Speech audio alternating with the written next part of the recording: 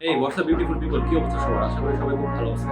So আজকে আমি কথা বলবো একটি নতুন টপিক নিয়ে, সেটি হচ্ছে ডিজিটাল মার্কেটিং। ডিজিটাল মার্কেটিং, যাকে আমরা অনলাইন মার্কেটিংও বলে থাকি, অর্থাৎ ইন্টারনেটের মাধ্যমে আপনি আপনার টার্গেট অডিয়েন্সের কাছে পৌঁছানো এবং তাদের সাথে একটি সংযোগ স্থাপন করাকে মূলত ডিজিটাল মার্কেটিং বলে। আমরা সকলেই জানি ব্যবসা মূলত দুটি সেক্টরের মধ্যে হয়, একটি হলো অনলাইন সেক্টরে, একটি হলো অফলাইন সেক্টরে। সুতরাং বর্তমান আধুনিক যুগে সবাই অনলাইন ভিত্তিক তাদের ব্যবসাগুলো প্রতিস্থাপন করছে, যাকে আমরা ডিজিটাল মার্কেটিং বলি। এই ডিজিটাল মার্কেটিং বিশাল একটি সমুদ্রের মতো।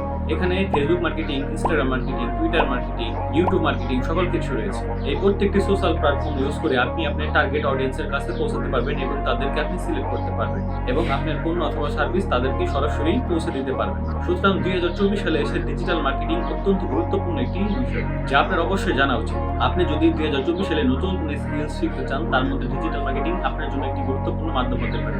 সুতরাং ডিজিটাল মার্কেটিং সম্পর্কে আপনি আরো কিছু জানুন এবং সার্চ করুন। এটি একটি শক্তিশালী স্কিলস হতে পারে আপনার জন্য। সুতরাং আপনি যদি চান 2024 সালে এসে কোনো স্কিল শিখবেন, অবশ্যই ডিজিটাল মার্কেটিং শিখবেন। সো লাইক, কমেন্ট, সাবস্ক্রাইব, ঠিক আছে?